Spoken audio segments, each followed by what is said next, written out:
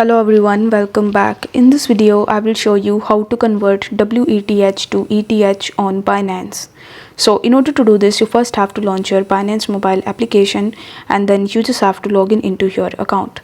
Now once you're successfully logged in, you need to tap on the More tab on the home page, or you will have to tap on the Binance icon in the top left hand corner and then tap on the More option. Over here you just have to scroll down, and in the trade you are going to see this convert button. So you need to tap on convert and then you will be landed on this conversion page.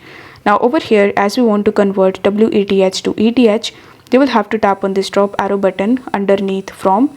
Then you need to use the search bar, and in the search bar you will have to search for WETH.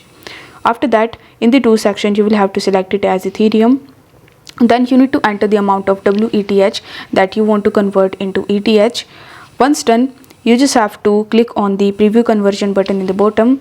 Then instead of deposit, you are going to see the convert button, and right next to it you are going to see a countdown.